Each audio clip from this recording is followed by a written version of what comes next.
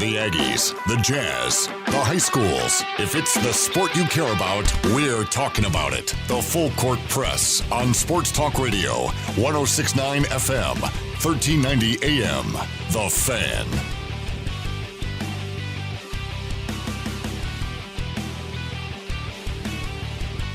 What's going on, everybody?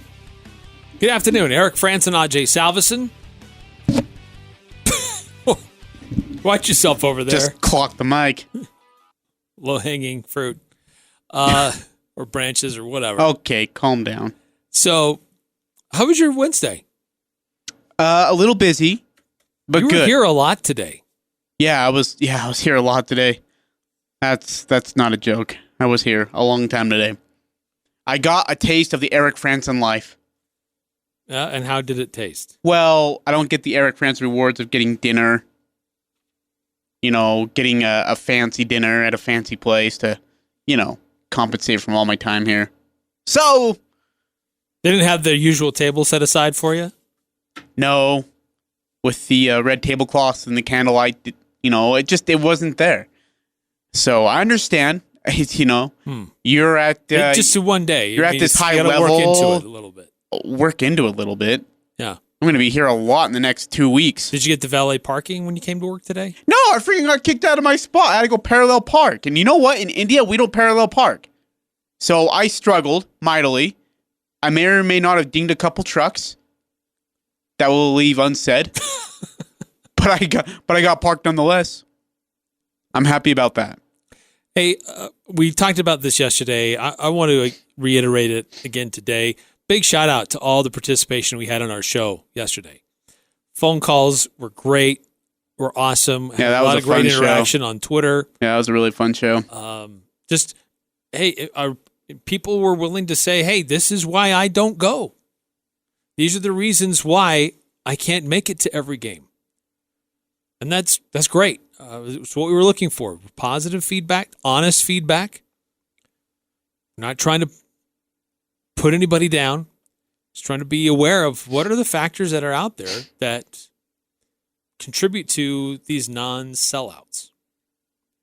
Now, some people are saying, got a lot of this, that one of the games, the attendance looked lower than it really was because of bad scanners.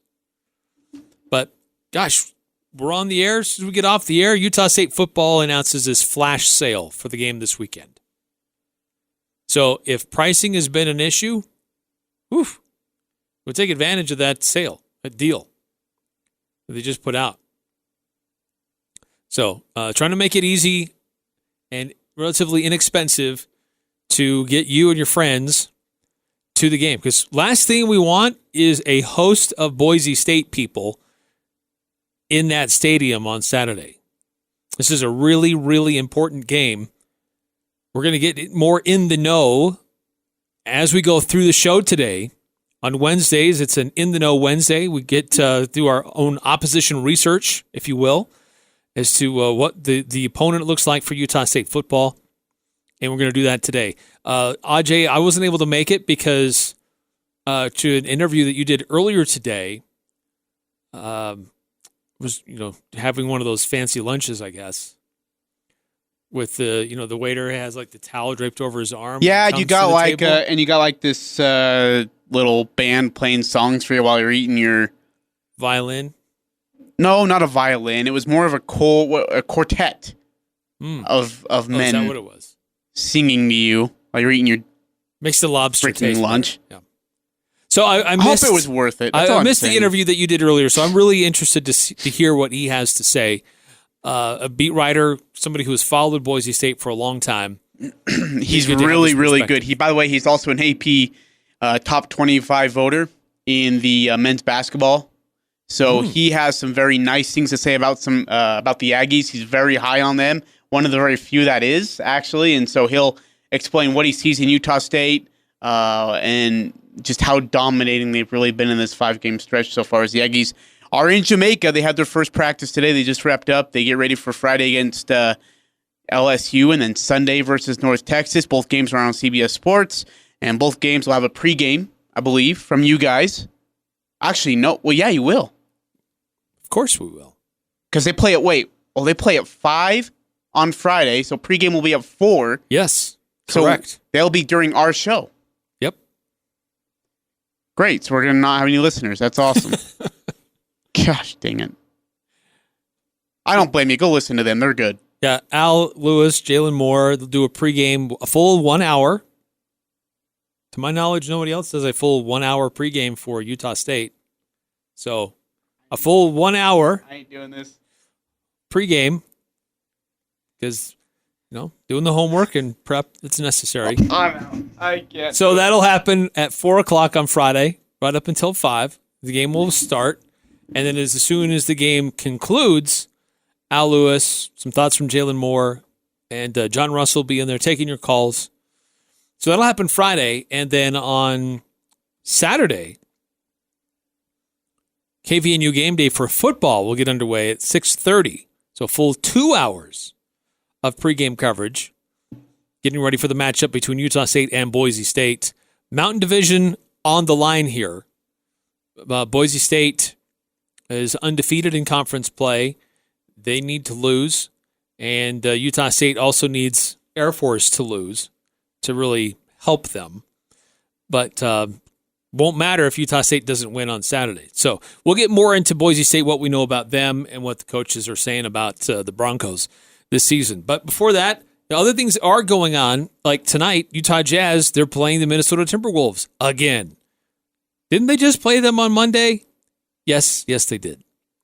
And really, it was the worst loss of the season in my mind, even more so than the Lakers game. The Lakers game was ugly for much of the game, but there were stretches and there were guys that were out. And so for me, I didn't really place a lot of merit on the loss. This one is on the starters. Yes, there are problems with Utah Jazz when Rudy goes out, but all the starters were in the game when Minnesota went on that 20-4 run or whatever in the fourth quarter. So this Utah Jazz team has to get some things figured out, or they're going to be they'll be a playoff team, but they'll be a mediocre playoff team. They won't have home court. And if they don't have home, they're going to lose. If they have to play their teams 1 through 3 in that first round, they're done. They aren't winning. They aren't good enough to win.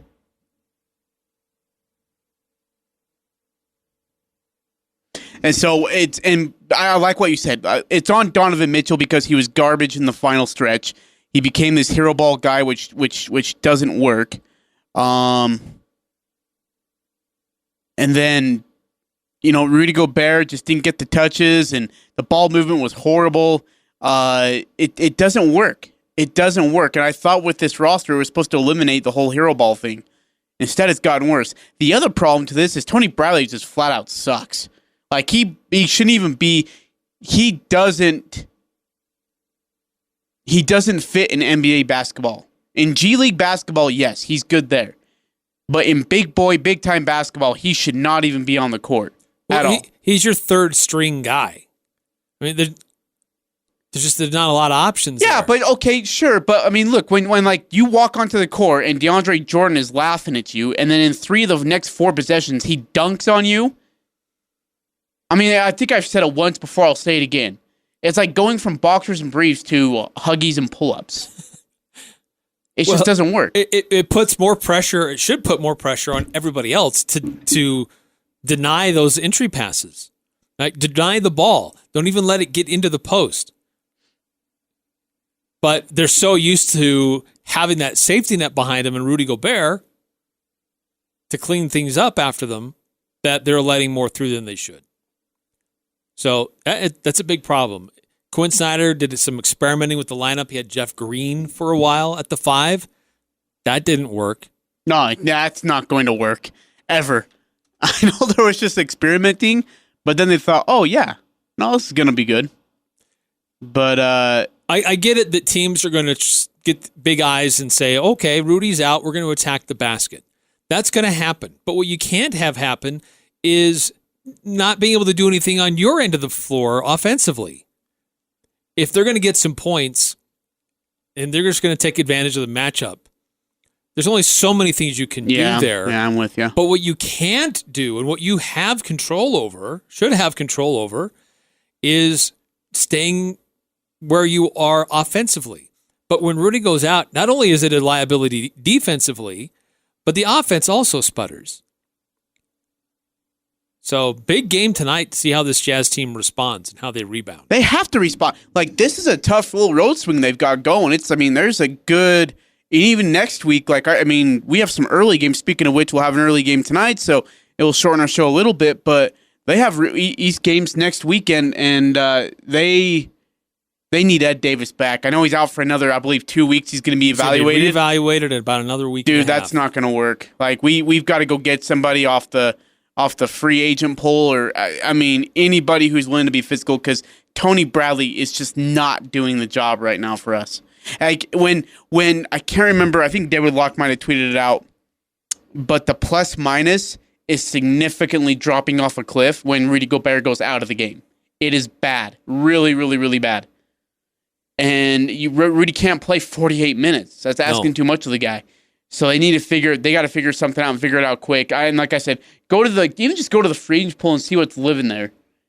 It takes someone who you know will be able to body up. You don't need points. Like, Ed Davis wasn't going to give you 20 points. Or who's in the G League right now? Can you call a big man up for a 10-game contract? Yeah, just to help give you something until Ed Davis gets back. Again, you're not looking for 20-point games. You're looking for 12, for quality 13, minutes. 14 points. Yeah, who can, just body up with somebody. That's all you're asking for, man. And granted, Tony Bradley's got a pretty rude awakening going into this. He's had to face, Joel Embiid, Al Horford,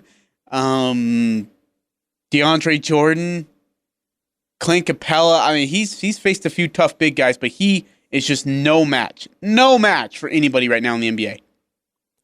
Right. Yeah. The coaching staff has to keep working with him, but they've got to figure out as a team how to help him so he doesn't get exposed so bad.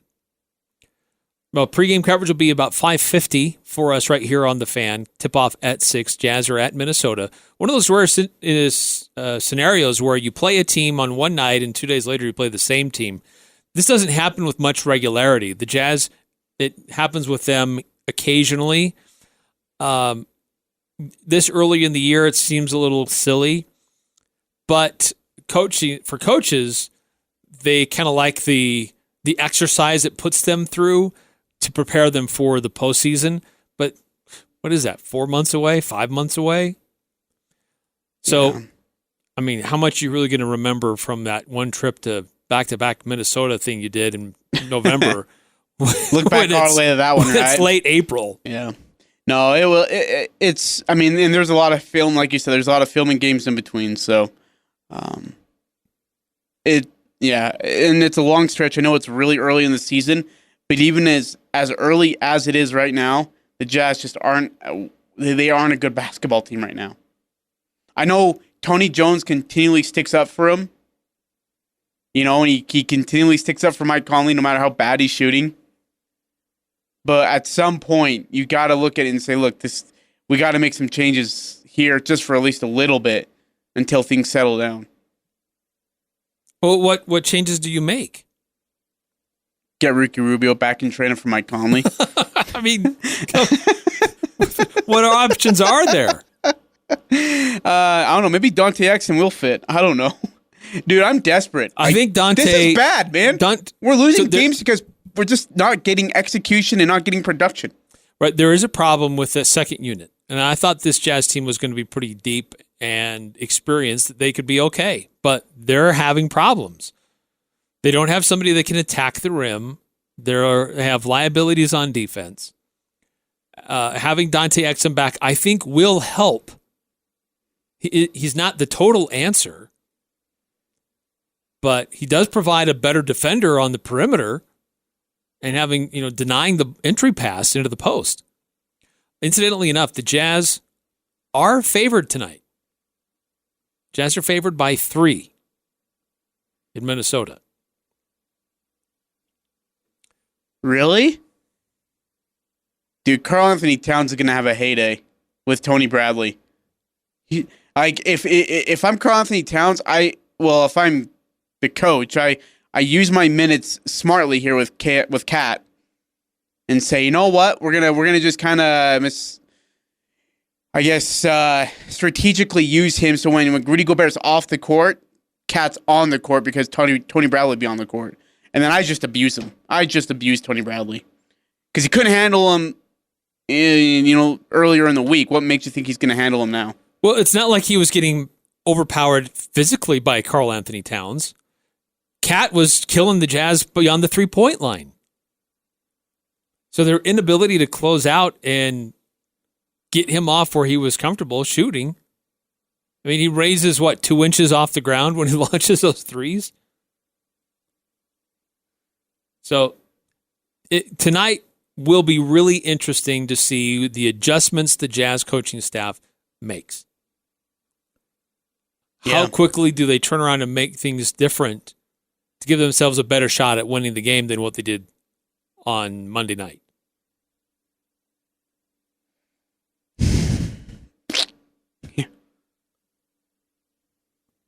I don't know. I just don't. And aside from that question, I'm not just trying to dodge it or anything. But the further I think about it, Eric, just offensive execution as a whole has been really bad too. It's not just the big man. It's the whole offensive side of it. Like when Donovan Mitchell's holding the ball for 20 seconds and then finally shooting it. Like going 5 of 21 is gonna do you and your team no good. At some point, if you're quitting, you got to say, Donovan, quit shooting. Find other ways to get, to help the team out. Or go to the hole and try to create a foul. If you're not getting the call, then find another way. Right. James Harden, if his shot's not falling, he gets easy shots at the free throw line.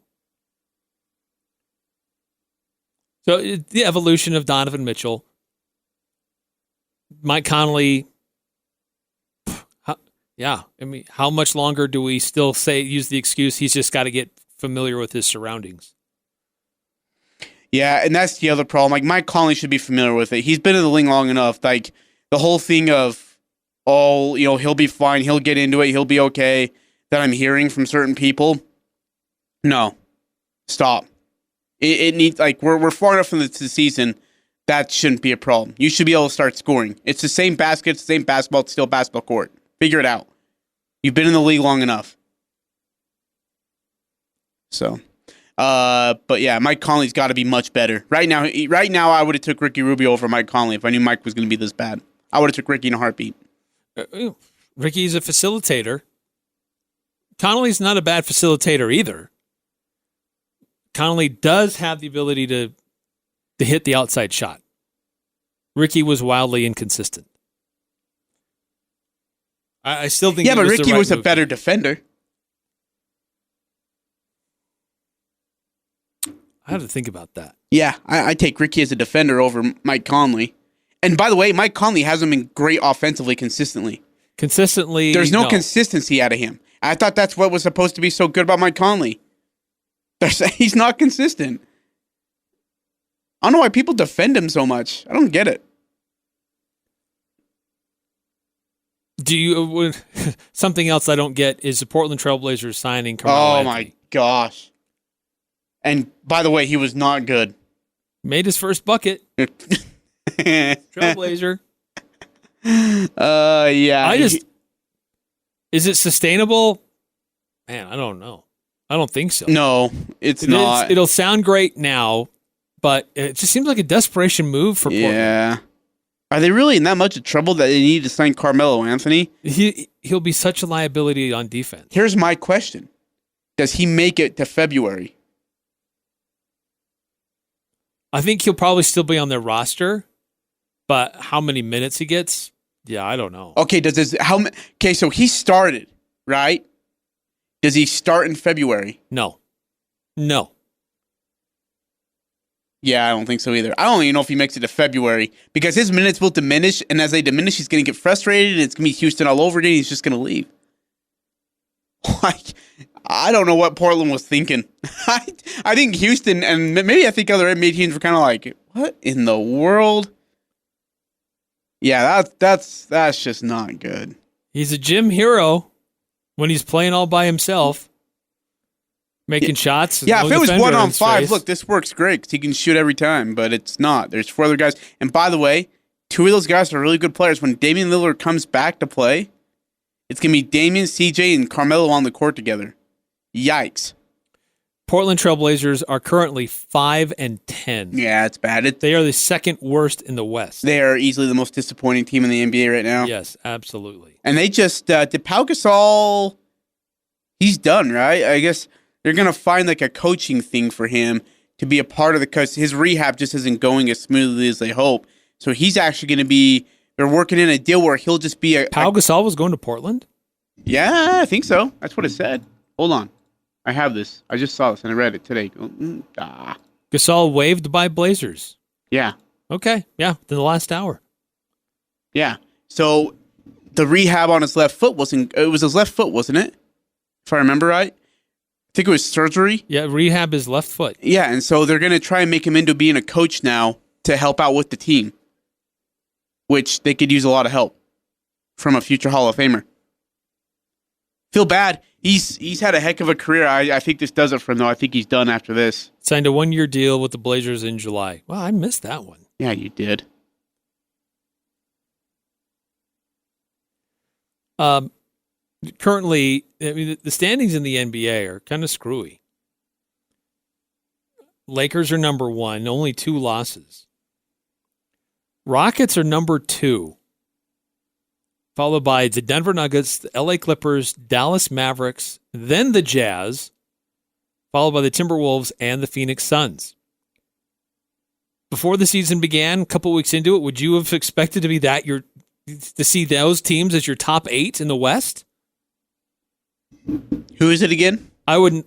So it's LA, yep. Lakers, yep. Rockets, yep. Nuggets, yes. Clippers, yes. Mavericks, no. Jazz, yes. Timberwolves. No. Suns. No. About 50-50. Yeah. Suns can't continue this forever. They'll be out of it by February. I really think so. Dude, this Suns team's not that good. I don't know. I think they got a good coach. I think they've got something going there. I know. I just don't think they can sustain that sort of momentum. A team that started off really bad but have come along lately are the Sacramento Kings. They could be in the top 8 before too long. Yeah. And Minnesota, maybe. But I'm putting them at the bottom. Now, we just had one of our coworkers come in and scorn me for telling him that I thought he was going to be wrong. My bad. Sorry. Cry some more. Here's the thing. The Lakers, I just didn't see it. Now, again, we're in November still, so let's calm down the realistic expectation until we get to February. In the dog days of the NBA season, January, February, right, March, it's hard. It's hard to gauge it. It's hard to really gauge where a team's going to stand. And then once really teams do rest players, LeBron's going to get rest. Anthony Davis is going to get rest. Kawhi Leonard, Paul George, I don't know, James Harden maybe even. Nah, he won't. He needs to shoot. He won't. I don't know. You'll just see other teams rest players and kind of monitor that stuff. So, yeah. I'll be honest. I'm a little surprised to see Houston where they're at as the number 2 team in the West. The other thing that's a surprise that we're this deep into the season, and tonight will be the first time that Paul George and Kawhi Leonard will be on the court at the same time as teammates. Which makes me wonder how many more games will be in between the next time this happens. Yeah, because one takes nights off for the other. It's going to happen a lot, and I would imagine LeBron James. It's going to happen. Paul George is going to happen. Here's the thing. We scorn the idea of players resting for nights off. Guess what?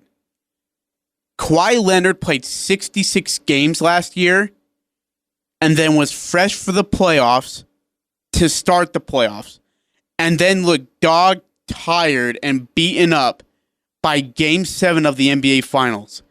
He will never, ever play an 82-game season for the rest of his career. No. Ever. Why would he? That proved that he doesn't need to. Yep.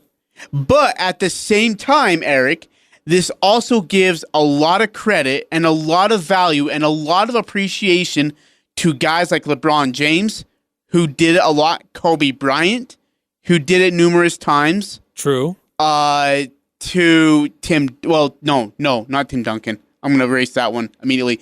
Dwayne Wade, Shaquille O'Neal. Like, it gives you a lot of appreciation for what those guys did because they saw Game 7s, right? I mean, they saw it in the finals, and they saw a series that went 7 games in all 3 rounds that they went to, all 4 rounds. So it's tough. But again, I don't blame Kawhi. It's his career. Like, he's not gonna, exhaust himself and beat himself up for 82 straight games, then go deep into the finals and just be done and broken. Yep. So we'll see what happens tonight for the Utah Jazz. Again, pregame right here on the Fan, starting at 5:50, tip-off at 6 o'clock.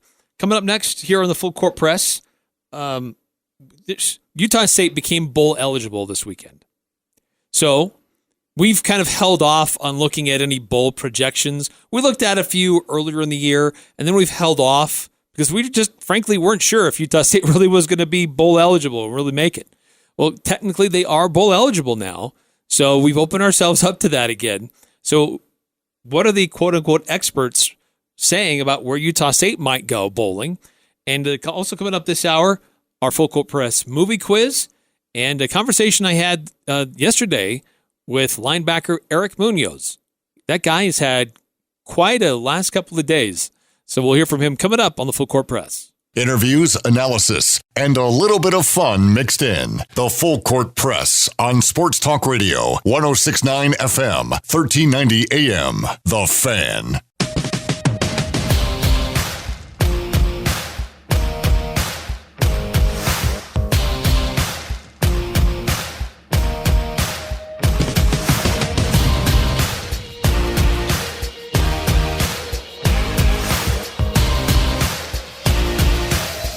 Eric Frandsen, Ajay Salvesen. It's Full Court Press. Full Court Press. 106.9 FM, 1390 AM. Streaming online, 1069thefan.com. And we apologize if you were trying to stream us yesterday. There were some funky issues going on. We were on the air, but we weren't online. It was weird. What did you do? I was in where you're sitting now, so I was not in control at all. Okay, but you were here all day, Eric. You had plenty of time to mess things up. You're in here a lot, pushing buttons for no reason. Usually there's a reason. Hey, bull projections are about to come out. And, they about came out as we get closer and closer to bowl season. We have, I can't believe I'm saying this, we have 2 games left in the regular season before conference championship weekend comes up, and whether Utah State will be there or not is left to be seen, yet to be seen, I should say. But the bowl projections for a lot of publications are on its way out, and you're not going to like what they are projecting Utah State to be in.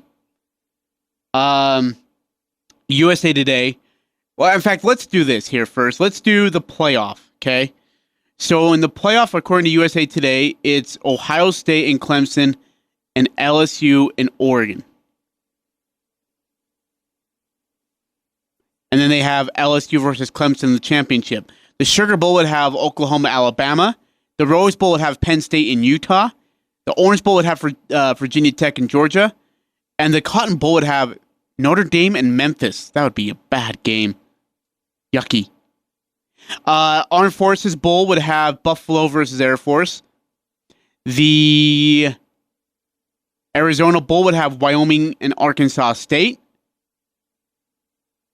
The Cheez-It Bowl would be Iowa State versus Nevada, as the Pac-12 would not have a representative in that bowl.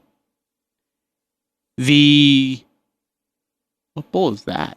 The Texas Bowl will have Oklahoma State versus an SEC representative that will not be fulfilled, so Fresno State will take that position, and they'll be in the Texas Bowl. BYU and Hawaii in the Hawaii Bowl. Go figure. The Las Vegas Bowl will have Boise State and California. The New Mexico Bowl will have Western Kentucky versus San Diego State, which leaves one bowl left with one team needing a bowl, and guess who it is? That's right, everybody. The Idaho Potato Bowl, Toledo versus Utah State. So that's USA Today. But get used to that theme a lot in these publications that I've looked at. Okay, College Football News.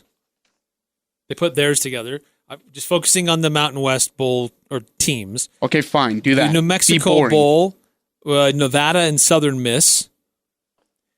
The Las Vegas Bowl, Hawaii versus Cal. What the crap? What? Really? Hawaii would love that. They would complain. So that would mean Hawaii would not be going to their own bowl, and they've got that as BYU versus Wyoming.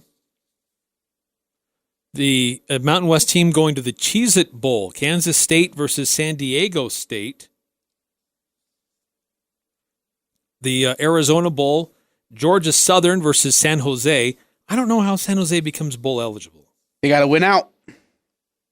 Famous Idaho Potato Bowl, Central Michigan versus Utah State. Oh. And the Armed Forces Bowl, Air Force versus Indiana. And the Cheez-It Bowl will have Kansas State versus San Diego State. That's amazing to me. There's ACC's probably not going to fill all of its bowl tie-ins. No, they're not even close. In fact, I don't think it's even close, is it? If I'm not mistaken. Really quickly, just on that regard, with that lineup, I was looking at the... Oh, nope, that's not it. Never mind. I thought I had it, but I don't, so never mind that I did. That sucks. Really badly. I was going to look at the playoff, because I'm kind of interested to know where people have the playoff listed at. Can't find it here, so never mind. All right, so yeah, that does them. And then Brett McMurphy, who is not sober when he does these things. His really are out there. So it's college football playoff. He had LSU and Ohio State, and then... they had LSU and Utah, and Ohio State and Clemson. Mountain West wise, he has Hawaii in the Arizona Bowl versus Georgia Southern. He has Air Force in the Cheez-It Bowl versus Kansas State. So he has Central Florida versus BYU in the Hawaii Bowl. He has San Diego State versus Ohio in the Idaho Potato Bowl. And Boise State versus Cal in the Vegas Bowl. Kentucky versus Nevada in the New Mexico Bowl. That would tick Kentucky off. And then in the Texas Bowl, to fulfill the SEC spot, he has Iowa State versus Utah State. Dude, he has been way too favorable of Utah State. Is that okay to say? He's been high on Utah State most of the season. Yeah, he has Utah State playing. I mean, that'd be a great matchup and a great bowl for them. But that's a long shot. Utah State versus Iowa State in the Texas Bowl. All right, so ESPN, they have two different guys. Oh, that's what I'm looking at here. Okay, I was like, weigh in. What's this? Yeah, Schlabach and Bangira. Magira. The Tropical Smoothie Cafe Frisco Bowl, Fresno State versus Memphis. Banagura has Fresno State going there. The New Mexico Bowl, Marshall versus Wyoming. The other guy has Charlotte versus Nevada. In the Las Vegas Bowl, Boise State versus Washington State or Boise State versus Arizona State. In the Hawaii Bowl, BYU versus Hawaii. They both agree on that. In the Cheez-It Bowl, San Diego State versus Kansas State. Both of them feel that's how that's going to go. Now, this is interesting. Utah State versus Southern Miss at the First Responder Bowl. Now, this is be at the Gerald J. Ford Stadium in Dallas. Is where that's played on December 30th. That's a pretty good bowl right there. That's for Schlabach. The Arizona Bowl, Georgia Southern versus Nevada or Georgia Southern versus San Jose. Famous Idaho Potato Bowl, Central Michigan versus Utah State. That's Banagura. Schlabach says Buffalo versus Wyoming. And then for the Armed Forces Bowl, Air Force versus Miami of Ohio or Air Force versus Toledo. Bankera also has Utah in the college football playoff. Schaublach has him in the Rose Bowl versus Wisconsin. But Schaublach's the guy who freaking like eats up the SEC. So no surprise there. So what do you think, man? I know it's still early. I mean, we're halfway there, but it's semi-early. Just seeing how things pan out. Look, if there's a tiebreaker that has to happen, Utah State finishes third out of that tiebreaker. They don't win it. Even if we beat Boise State, and someone tweeted out that like Boise State would go on to the Mountain West Conference Championship for whatever reason. It was a weird reason, like based on college football playoff or something, which it couldn't be any further from the truth. If we beat Boise State, that knocks them out of there. And then Air Force, honestly, if they can win out, would probably end up taking that spot. Would move ahead of Boise State and of Utah State. So Air Force looks like they'll be the ones. If there's a tiebreaker that has to happen, Air Force is going to be favored the best. Air Force is in the pole position. Yeah. The thing that does help for Utah State, though, is their win on the road at San Diego State. And that they won all their games against the West Division. That'll help. But you know what? The thing is, Utah State is bowl eligible right now. If they want a chance to go to some of these, fill some of these bowl games that need to be filled outside of their original agreements, Utah State needs to get to 7 wins. And it would be a lot easier to fill those if Utah State's at 8 wins. To do that, they have to win Saturday. That's the most important thing. Yeah, Mountain West. Nothing else Mountain matters. West is the most important thing. Yeah. Winning that conference. Bowl game is gravy no matter what. Yeah, there's some that we prefer over others. And it would be nice to go somewhere they haven't gone before. But, it's all just projections. Doesn't matter. And it won't matter for another couple of weeks. All right, coming up next here on the Full Court Press. Ajay, let's get into our Full Court Press movie quiz. Oh. I don't know if you're going to guess this one. Yeah, I'm not so sure I will either. It'll depend on how well I get into character. So stay tuned for that. I'll do my best to recreate a classic scene from a sports movie. And also coming up, we're going to hear from Eric Munoz, linebacker from Utah State, who's had a tremendous last couple of days with an outstanding performance on Saturday, named the conference co-defensive player of the week, went from walk-on to scholarship player. He's riding on cloud 9. So I got a chance to catch up with him after practice the other day, hear from him on what's happened and transpired in the last few days for him, what that's meant for his family, and what he has to say about Boise State. So stay tuned for that coming up here on the Full Court Press. It's the Full Court Press, weekday afternoons from 4 to 6 on Sports Talk Radio, 106.9 FM, 1390 AM, The Fan.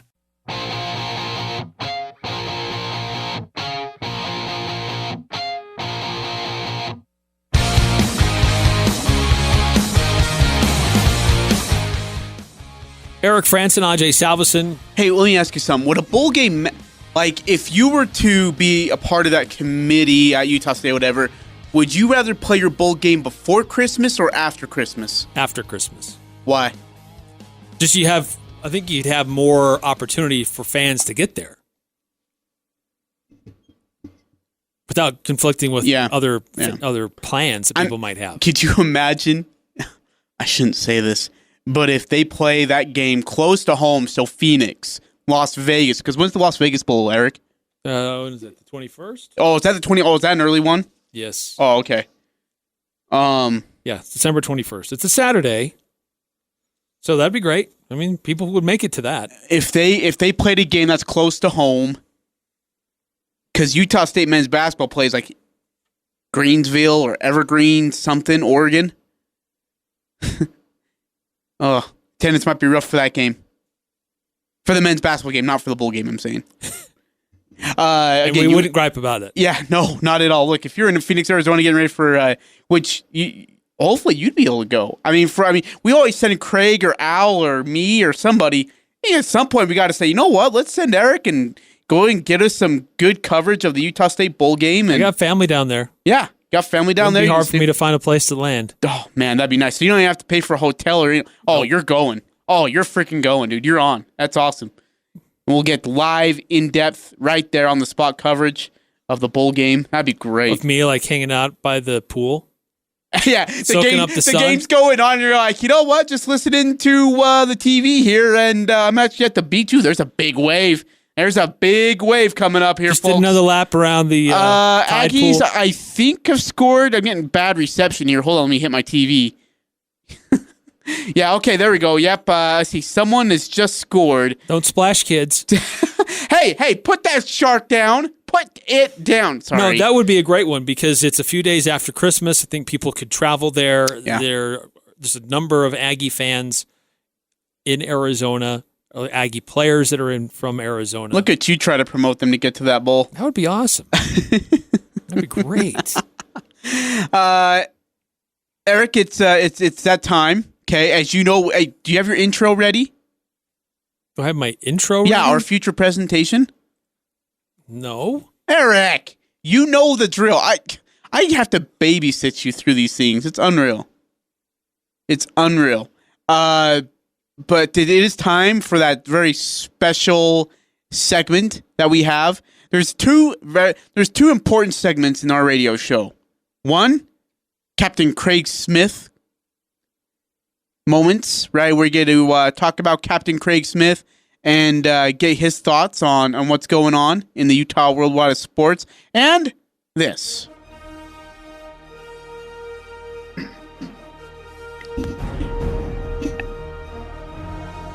And now, your future presentation. Future. Starring Eric Frandsen. It's the movie quiz. Ooh, I timed that well. That was really good. It's like you practiced that. Yeah. You know. I think he does. Experts. All right. I love how we always start laughing before we be able to look at do the this script. voice. All right. Okay. It was just... By the way, I still want my Pick 6 gift. Oh, that's right. I owe you. It was great just watching you. Every day was like a privilege. Then the time come for you to be your own man and take on the world, and you did. But somewhere along the line, you changed. You stopped being you. You let people stick a finger in your face and tell you you're no good. And when things got hard, you started looking for something to blame, like a big shadow. Let me tell you something you already know. The world ain't all sunshine and rainbows. It's a very mean and nasty place, and I don't care how tough you are, it'll beat you to your knees and keep you there permanently if you let it. You, me, or nobody is going to hit as hard as life. But it ain't about you, about how hard you hit. It's about how hard you can get hit and keep moving forward. How much you can take and keep moving forward. That's how winning is done. Now, if you know what you're worth, then you go out and you get what you're worth. But you got to be willing to take the hits and not pointing fingers saying you ain't where you want to be because of him or her or anybody. Cowards do that, and that ain't you. You're better than that. I'm always going to love you no matter what. Okay, well, your voice sucked, but I don't even know what the movie that is. Let's see. I'm going to love you no matter what. That could be one of three things. The Replacements, Unnecessary Roughness, or if anybody knows this movie, will you tweet at me? Text me or something? Hit me up. I don't even know that movie. Can you read that again? No. Okay, play the clip. But I'll play the clip. Someone tweet at me or text me, please. It was great just watching you. Every day was like a privilege. Then the time come for you to be your own man and take on the world, and you did. But somewhere along the line, you changed. You stopped being you. You let people stick a finger in your face and tell you you're no good. And when things got hard, you started looking for something to blame. Is that like Arnold Schwarzenegger? I really don't know what this is. Something you already know. The world ain't all sunshine and rainbows. It's a very mean and nasty place, and I don't care how tough you are, it will beat you to your knees and keep you there permanently if you let it. You, me, or nobody is going to hit as hard as life. But it ain't about how hard you hit. It's about how hard you can get hit and keep moving forward. How much you can take and keep moving forward. That's how winning is done. Now, if you know what you're worth, now go out and get what you're worth. But you got to be willing to take the hits and not pointing fingers saying you ain't where you want to be because of him or her or anybody. Cowards do that, and that ain't you. You're better than that. I'm always going to love you no matter what. Did Al Pacino have a heart attack after that? Does not involve Al Pacino, no. Does not involve Arnold Schwarzenegger. Will someone tweet me and tell me here? Come on. Really, that is one of the great motivational speeches in sports movies. There's some great ones, but that's a great one. That's how winning is done. You won't hear that line again until you get it right. What was that scene between a father and a son, as you can clearly tell? Oh, well, you can't tell. Does he say son? It never mentions their father-son relationship, does Okay, it? I guess maybe it doesn't. But it was great watching you every day. It was like a privilege. But yes. Well, the Karate Kid's trainer watched him every day. No one's helping me out here, so I'm going to have to do this on my own. Man, is that Danny Glover? Nope. Oh! I'm always going to love you no matter what. Dude, thanks to this guy. Is it Rocky? The movie Rocky? Yeah. Technically, the answer is no. You're on the right path, though. Okay, is it Rocky 10? It's Rocky Balboa. That's the name of the movie, Rocky Balboa. This is when Rocky, he's old, basically washed up, but he gets back into the ring. He's got an adult son, and he's freaking out because his dad's going to get back into the ring. Well, geez, Dad, calm down. That's how winning is done. Oh, my gosh. Like, steroids much, man? It's a Rambo? good movie. If you haven't seen it, you should go see it. Bridger Volmer, thank you for your help, my man. I had my reservations about it, thinking, really? Rocky Balboa. This is a tired storyline, but it really is a good movie. Like, the first 4 or 5 were great. And then after that, you just, I don't know. You gotta turn it off. Number 4 was awesome. Was that the German one? Was that the Russian dude? Yeah, the Russian. Oh, that was good. And the soundtrack the height was of the Red incredible. Scare. Yeah. Oh, dude, yeah. the soundtrack to that was We all thought the Russians had this advanced technology and they were all going to come and like all be beefcakes and destroy us. Which, dude, couldn't be further from the truth. guy that came in there was a beefcake. Did you see him? But he was from Sweden, actually. What? Dolph Lundgren. He's from Sweden. Anyway, we digress, and we need to take a in the quick movie. break. He's from Russia. He plays a Russian. He's not from Russia. Hey, you ever thought about having a movie from India starring Ajay? It doesn't matter who you root for. The Full Court Press has all the high school sports covered. The Full Court Press. Connect with us on Facebook, Twitter, and online at 1069thefan.com. But it ain't about how hard you hit. It's about how hard you can get hit and keep moving forward. How much you can take and keep moving forward. That's how winning is done. I feel like I want to go out and hit something right now. Let's go. Oh, jeez. Go. Rocky's okay. getting me pumped. Okay. Let's HGH much? That's how winning is done. Oh, jeez. Scares the crap out of me. Hey, coming up next hour, we'll get into the know. Utah State at home, taking on Boise State. We'll hear from somebody who's followed Boise State for a lot of years. They've seen the ups and downs. Really, not really many downs with that Boise State football team, but get their perspective on what they're seeing from Boise and what they're seeing out of Utah State. And a fun conversation I had with Eric Munoz yesterday after practice. He's had himself quite a couple of days. His first career start on Saturday, has a team-high 13 tackles, 2 interceptions. A few days later, named the co-defensive player of the week from the Mountain West Conference. He was awarded a scholarship by his team, mugged by all of his teammates. Really cool story. And one of the one of the other on the long list of reasons why we love sports when you hear stories like this unfold. So I got a chance to catch up with him yesterday after practice to see how he's handling all of this and to see what his thoughts are about Boise State, because they've got a pretty daunting task ahead of them against a good program. They've had some injuries, but they haven't really missed much of a beat for the Broncos and some of the players that they've plugged in there. So stay tuned for that and an extended conversation with somebody who's been following Boise for quite a while, beat writer that's followed Boise State, and give his perspective on what he's seeing from the Broncos this season and from the Aggies as well as they match up against each other on late Saturday night on Merlin Olsen Field. So stay tuned for that. It's coming up here on the Full Court Press, 106.9 FM, 1390 AM, The Fan. Filling in for Dan Patrick, I'm Seton O'Connor, and this is Above the Noise.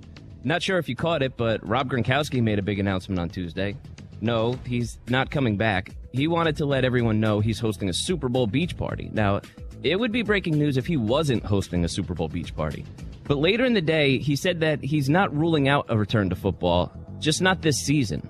And we have to take him at his word. Gronk is only 30, so of course there's a chance he's coming back. There's no doubt the Patriots could use him right now, but if you follow Gronk, he's a marketing machine. He's becoming the Shaquille O'Neal of the NFL, selling things all over the place. So what better way to keep his name in the news than to hold out the carrot that, hey, maybe someday he'll return. So don't be surprised if Gronk subtly flirts with coming back for years, even if he really is done playing the game that made him famous. I'm Seton O'Connor, in for Dan Patrick, and this is Above the Noise.